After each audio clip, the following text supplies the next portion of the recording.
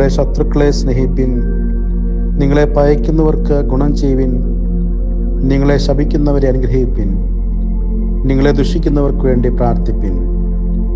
മനുഷ്യർ നിങ്ങൾക്ക് ചെയ്യണമെന്ന് നിങ്ങൾ ഇച്ഛിക്കുന്നത് പോലെ തന്നെ അവർക്കും ചെയ്യുവിൻ.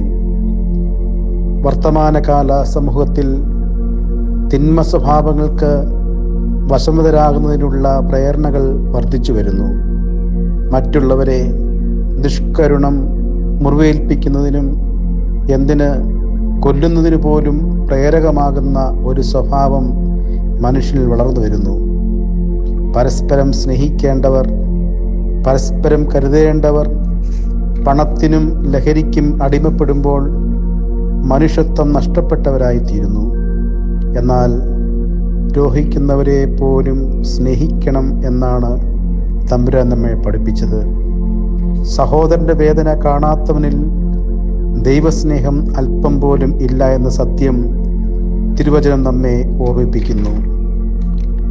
സ്വാർത്ഥത നമ്മെ ഭരിക്കുമ്പോൾ സ്വന്തം കുടുംബ ബന്ധങ്ങൾ പോലും സ്നേഹത്തിൻ്റെ വലയത്തിന് പുറത്തായി പോകുന്നു. സ്വാർത്ഥതയും പകയും ചൂഷണ മനോഭാവവുമെല്ലാം സ്നേഹത്തെ ഇല്ലാതാക്കുന്നതാണ്. വാക്കുകൾ പ്രകടിപ്പിക്കുന്ന ബന്ധത്തേക്കാൾ സ്നേഹത്തിലൂടെ ഹൃദ്യമായ ബന്ധങ്ങൾ പടുത്തുയർത്തുവാൻ നമുക്ക് ശ്രമിക്കാം. നമുക്ക് പ്രാർത്ഥിക്കാം. കാരുണ്യവാനായ കർത്താവേ, ഇന്ന് സമൂഹത്തിൽ കാണുന്ന എല്ലാ സ്വാർത്ഥതയും സ്നേഹബന്ധത്താൽ ഇല്ലാതാക്കി ഹൃദ്യമായ ബന്ധങ്ങൾ സ്ഥാപിക്കുവാൻ ഞങ്ങൾക്കിടയാകണമേ. ശത്രുക്കളെ സ്നേഹിക്കണമെന്ന് അവിടുന്ന് ഞങ്ങളെ പഠിപ്പിച്ചുവല്ലോ.